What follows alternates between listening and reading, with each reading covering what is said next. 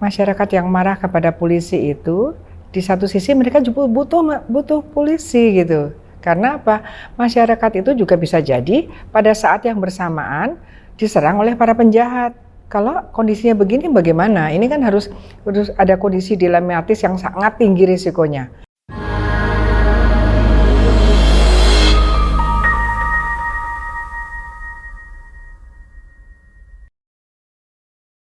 Kaisar Sambo dan Konsorsium 303, nyata atau hoax? Kita lanjut ke Ibu Yenti, yang perlu saya perkenalkan juga, Ibu Yenti Garnasis tidak hanya selaku pakar hukum pidana spesifik tentang pencucian uang, tetapi juga Ketua Hukum Pidana dan Kriminologi Indonesia. Silakan paparan Bu Yenti, ini kan bicara pencucian uangnya, kira-kira aset kekayaan dari para petinggi Polri yang mungkin patut diduga ada aliran dana ilegal seperti ini, kira-kira langkah apa ke depan? Silakan. Ya. Baik, terima kasih. Ya, saya sebagai Ketua Umum Masyarakat Hukum Pidana dan Kriminologi Indonesia, karena kami mempunyai ketua-ketua DPD di provinsi-provinsi. Masyarakat Hukum Pidana dan Kriminologi Indonesia itu terdiri dari, ada praktisinya, tapi sebagian besar adalah dosen Hukum Pidana dan Kriminologi, baik PTN maupun PTS seluruh Indonesia. Jadi insya Allah betul-betul saya akan berbicara dari perspektif akademik ya Pak, sangat. Karena jadi kalau ditanyakan kepada saya belakangan ini, karena kemudian ada temuan berkaitan dengan apa? Uang ya, berkaitan dengan uang. Awalnya berkaitan uang. Hilangnya apa isi dari rekeningnya Brigadir J gitu kan ya. Kemudian berkembang lagi katanya ada 900M di rumah FS gitu ya. Kemudian ada juga yang disampaikan tadi bahwa ada jejaring ya Pak ya. Jejaring pembacking judi online atau narkotika. Dan ini kan kadang-kadang saya berpikir, oh jangan-jangan ini ya sebabnya. Kita sering sekali mendengar bahwa akan ada penggerbakan narkotika. Tapi apa? Nggak ada orangnya, ternyata sudah bocor gitu ya. Sering sekali. Apakah ini juga termasuk ya? Selama ini kan kita kok bocor ini, apa yang membocorkan siapa gitu kan? Aneh, sering sekali. Jadi berkaitan dengan ini kemudian, kalau tadi tanyakan kepada saya bagaimana dengan bagaimana TPPU-nya? Pasti kalau itu aja, yang jangankan yang besar-besar, yang 200 juta saja keluar dari rekeningnya almarhum yang ditransaksikan setelah almarhum meninggal. Nah itu kan harus kita lihat, kemana sih yang mengeluarkan siapa? Kemanapun uang 200 juta sekarang itulah TPPU, mudah sekali. Nah dari masuk ke sana saya berharap nanti itu didalami.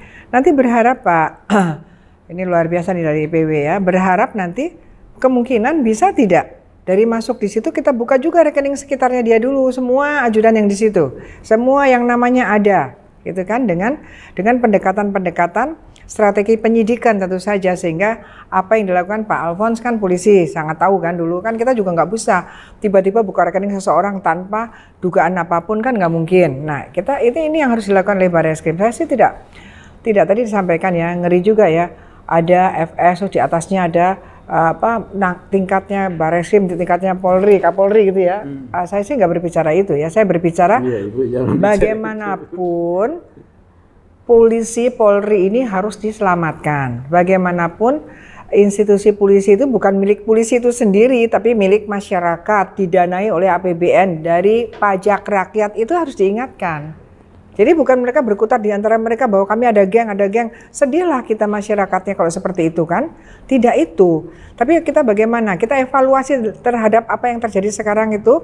Dievaluasi Satgasus tiga Kapolri ya Pak ya? Iya. Ya, itu apa sih dulu? Nah, itu aja kita dilihat. Apa yang bisa kita petik dengan Satgasus paling tidak? Satgasus itu undang-undangnya adalah Perkap ya Pak? Aturannya kan? Iya. Sementara organisasi polisi itu di bawah undang-undang, di bawah Kepres, di bawah PP, di bawah Kepres. Kan tinggi banget. Kenapa kok malah Satgasus yang di bawah undang-undang yang perundang-undangannya hanya setingkat Perkap, kok jadi seperti menggurita seperti ini? Nah, itu kan ini kan ada yang tidak tepat di sini. Jadi hati-hati bikin Perkap. ini harus hati-hati. Saya juga nggak tahu, nanti kita bahas perkap berkaitan dengan orang masih orang masih ini ada kode etik apa enggak, kok bisa ditahan 30 hari ya, nanti kita bicarakan lagi. Jadi kita memang evaluasi dari pembuatan undang-undang, kemudian bagaimana peraturan-peraturan itu berjalan dan efeknya apa, kemudian akibatnya sekarang seperti ini. Jadi bagaimana, tapi kembali kepada saya tadi, buka semua rekening-rekening yang terlibat itu, karena kalau menurut kami sekarang ini sudah bukan lagi konvensional. Kalau ada pembunuhan seperti ini sejak awal itu dibuka juga rekeningnya, bukan sekedar CCTV, HP dan sebagainya. Tapi rekening, jangan-jangan dari rekening ini bisa membuka siapa sih, motif apa sih, adakah di rekeningnya. Nah, rekeningnya juga hilang masalahnya kan. Demikian. Baik, terima kasih Bu Yenti. Diskusi makin menarik. Kita lanjutkan tanggapan sisi kedua dari Ibu Yenti. Langkah-langkah dari pemikiran Bu Yenti untuk tim seperti apa agar tadi tidak sekedar dugaan tetapi benar-benar dibuktikan. Kalau memang itu tidak benar harus dibuktikan juga bahwa itu tidak benar. Tapi kalau memang benar, ini harus ditindak seperti apa? Silakan Bu Yenti. Ya, itu berkaitan dengan itu ya, apa itu ya, diagram itu tadi kan ya. Saya terus terang kalau ditanya mau bikin tim khusus atau tim-tim apa itu, terus terang saya harus hati-hati. Karena saya sebetulnya paling tidak suka ada tim terus-terusan. Nah, Satgas itu aja misalnya, harusnya itu kan waktu itu permanen gitu. Kalaupun ada Satgas harusnya tidak permanen menangani hal tertentu, tapi sebentar aja nanti bubar lagi, harusnya kan seperti itu. Jadi saya terus terang termasuk yang dalam pola pikir hati-hati untuk bikin tim, mau bikin tim khusus lah, tim apalah gitu ya, karena satu, beban negara besar, dan dua, ini kan suatu pengakuan bahwa memang polisi nggak bisa menangani sendiri, apa iya gitu loh. Saya itu masih ingin bertahan bahwa sebetulnya di polisi itu masih ada yang baik gitu ya. Saya masih bertahan seperti itu, Pak. Bapak kan pasti beda lah dengan saya ya. Kalau saya masih bertahan, kalau bisa ya independennya ada lah, masih bisa dipercaya gitu ya. Harus bisa ya, Pak Kapolri harus meyakinkan kita semua bahwa polisi masih bisa dipercaya, masih bisa menangani ini berkaitan dengan apa tadi, hoax atau betul tentang apa itu dinasti apa namanya, kekaisaran, kekaisaran apapun lah itu namanya. Nah itu tadi dikatakan oleh Pak Petrus bahwa sudah 3 hari tidak ada bantahan gitu ya Pak ya, bantahan. Tapi saya nggak tahu juga, mungkin polisi merasa itu nggak benar, ngapain dibantah gitu, bisa jadi kan. Jadi kita kan ya memang hati-hati juga. Tadi betul juga pendekatannya pendekatan pemulungan gitu kan, dikumpulin dulu, nanti dilihat ini tadi, tapi juga jangan dianggap juga semua itu adalah sampah kan gitu ya Pak ya. Tapi dari sampah-sampah itu tadi, siapa tahu ada yang menjadi sangat penting. Nah itu kan sama, saya juga tertarik juga pernyataan Pak Alphonse tadi. Jadi tetapi harusnya siapapun lah di negara ini, termasuk kepolisian dan lain sebagainya, IPW dan sebagainya, melihat itu juga nggak diam saja. Dengan kemampuan yang ada padanya dilakukanlah kalau polisi penyelidikan, karena nggak bisa diabaikan juga begitu saja. Walaupun tidak bisa dipercaya juga gitu kan. Ada beberapa jenderal disebutkan, dan memang fenomena kejahatan yang disebutkan kan bukan hal yang mengagetkan ya. Ada backingan judi online gitu kan, ada narkotika, itu kan saya sedih banget, terus terang saya sedih tadi. Di sini yang wajahnya paling sedih itu saya kelihatannya ya. Sedih sekali kalau polisi satu nggak bisa dipercaya.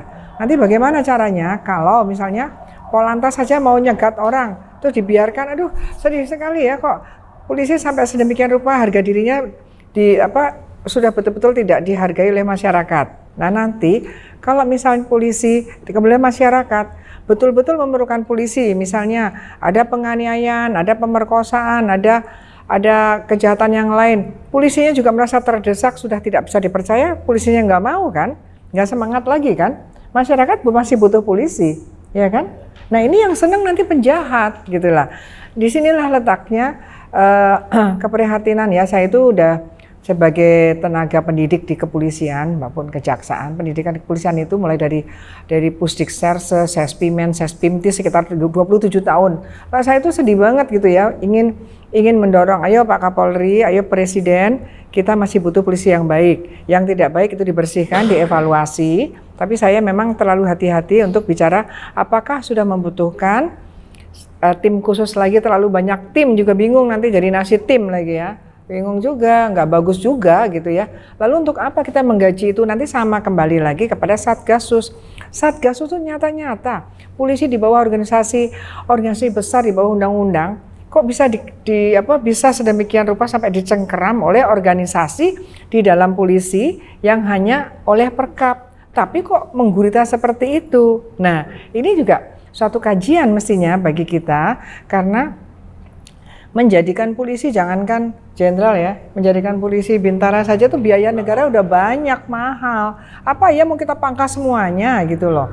Jadi inilah yang yang saya nggak tahu, tapi saya berpikir gini untuk mengakhiri yang kedua ini adalah kalau gitu benar-benar ya pembunuhan berencana ini ternyata belakang-belakangnya itu adalah memang kejahatan untuk menutupi adanya, atau ini adalah pintu masuk untuk membongkar kejahatan yang lebih besar, yaitu kejahatan yang berkaitan dengan judi online, backing narkotika dan sebagainya. Jangan-jangan ke sana. Nah, jangan-jangan ke sana itu kan iya apa tidak? Itulah yang harus dilakukan kepastian ada tidak itu. Kalau tidak ada, sampaikan, kalau ada tegakkan. Itu aja. Saya pikir di situ kita akan tahu bahwa itu semua adalah yang ada di situ, ada backing, uang dan sebagainya, semua TPPU itu nggak usah ragu-ragu, itu TPPU semua, bahkan siapapun yang menerima itu adalah TPPU, dan itu kalau memang betul itu sangat mudah menelusurinya dan kemudian menarik kembali. Demikian. Baik, Bu Yanti, satu lagi Bu Yanti, tadi terkesan enggan untuk membentuk tim ya, penambahan tim misalnya, masih mempercaya tentang institusi Polri. Tetapi ada kondisi psikologis di internal Polri bahwa soal kepangkatan itu, ketika penyidiknya masih pangkat bawah, menyidik tentang jabatannya itu ada hambatan psikologis misalnya. Itu bisa, nah, gimana untuk publik memberi keyakinan bahwa ini tim bekerja secara optimal? Saya melihatnya dari angle lain ya. Kalau Menko Polhukam mengatakan ini ada hambatan psikologis, hambatan kepangkatan ya, resistensi terhadap jabatan, pangkat, dan juga bahkan ada disebutkan politis. Saya nggak ngerti politis yang mana gitu ya. Tapi menurut saya itu bukan hambatan dalam artian gitu. Hambatan apapun yang namanya polisi itu tantangan gitu kan. Maksudnya apa ngomong hambatan terus kita terhambat? Enggak lah, ya kan? Itulah tantangannya. Ternyata ada begini-begini kan kita juga udah tahu kok. Biasanya kejahatan-kejahatan atau terutama ya judi online, kemudian narkotika, perdagangan orang dan lain sebagainya, itu biasanya memang kenapa sulit untuk diberantas? Pada umumnya adalah karena ada backingnya gitu kan. Nah, tinggal kita lihat backingnya siapa, itu masyarakat bilang begitu. Nah, sekarang buktikan betul nggak kata masyarakat ada backingnya sehingga susah sekali menahan kejahatan ini. Kenapa? Ini yang membuat rusak semua. Kita bagaimana akan memberantas kejahatan ini yang harus diberantas oleh penegak hukum. Ternyata kemudian penegak hukumnya malah menjadi backingnya. Setelah itu hasilnya kepada penegak hukum, terus kita mau apa? Gitulah. Ini yang tugas berat adalah seperti ini yang kita harus tahu. Nah, berkaitan dengan tim khusus itu, ya saya terus terang saya bukan tipe yang mudah. Oh iya, tim khusus ikut-ikutan ya. Nanti saya 1-2 hari saya pikirkan lagi, nanti saya datang lagi ke sini untuk menjawab. Terima kasih. Pernyataan terakhir atau menjadi rekomendasi yang penting untuk apapun berkaitan dengan tema, kurang lebih 2 menit ya masing-masing pembicara. Ya boleh ya, baik. Lebih cepat lebih baik. Silakan Bu Yanti melanjutkan pemaparannya, kajian-kajiannya seperti apa untuk melanjutkan yang menjadi kompetensi saya dan menjadi concern saya ya berkaitan dengan tema hari ini. Kan kalau ini benar atau dikatakan tadi dibiarkan saja, tidak ada reaksi cepat untuk menanggapi kan gitu ya. Apakah ini benar apa tidak? Tadi Bapak menyatakan ini uncertainty condition kan ya, kondisi yang tidak menentu, ini kan membingungkan. Bahkan muncul apakah jangan-jangan ini betul, ya kan ini betul, maka untuk meredam supaya masyarakat nggak terlalu fokus ke sana, jadikan seseorang tersangka, gitu kan gitu. Ini juga artinya itu mempermainkan psikologis masyarakat, ya kan itu tidak bagus. Dan karena itu reaksinya akan bahaya sekali. Ini aja kalau baru sambo-sambo gitu kan belum semuanya. Bagaimana kalau nanti berduyun-duyun langsung menyerang kepolisian? Karena apa? Karena masyarakat yang marah kepada polisi itu di satu sisi mereka juga butuh polisi gitu. Karena apa? Masyarakat itu juga bisa jadi pada saat yang bersamaan diserang oleh para penjahat. Kalau kondisinya begini bagaimana? Ini kan harus ada kondisi dilematis yang sangat tinggi risikonya. Ini yang harus ditangani. Nah, berkaitan seandainya itu betul karena tidak ada sanggahan tadi ya. Jangan-jangan benar ya tidak ada sanggahan. Tapi saya juga berharap tadi Pak Alfon, mudah-mudahan memang mudah-mudahan sedang diselidiki juga kan memang penyelidikan itu kan intelligence activity ya, tidak disampaikan kemana-mana kan. Nah, mudah-mudahan seperti itu. Nah, kalau memang betul dan sudah diselidiki ada seperti itu ya dibongkar semua dan itu pasti buntutnya adalah TPPU, udah pasti itu. Satu-satunya jalan untuk bisa merampas kembali karena apa? Segala sesuatunya ini yang kejadian ini apa sih? Uang, gitu kan? Dengan uang bisa ngatur ini, ngatur ini. Bukankah yang pertama kali ada apa yang nggak tahu betul apa enggak itu bahwa ini yang nanti akan mengamankan pemilihan presiden kan gitu ya, mencari dana untuk pemilihan presiden. Nah, setelah itu FS jadikan Kapolri. Ya itu kan kita ngeri sekali kalau itu betul gitu ya. Itu kan pemikiran kalau itu sampai benar itu kan ngeri sekali. Artinya apa?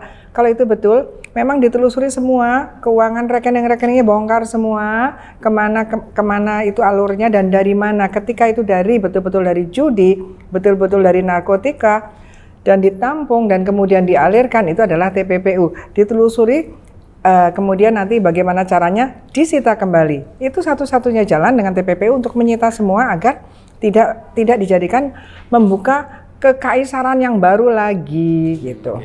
Ibu Yenti? Ya, saya sedikit aja bahwa judulnya adalah bisnis haram. Nah, yang namanya bisnis haram itu adalah tindak pidana kan? Tindak pidana. Jadi hasil dari bisnis haram itu di mana? Untuk siapa, memperkaya siapa, itulah TPPU. Jadi Pak Kapolri kalau itu betul, ya TPPU-nya harus dijalankan untuk agar bisnis haram ini tidak kemudian muncul terus. Karena yang menikmati uang hasil bisnis haram adalah pelaku tindak pidana pencucian uang.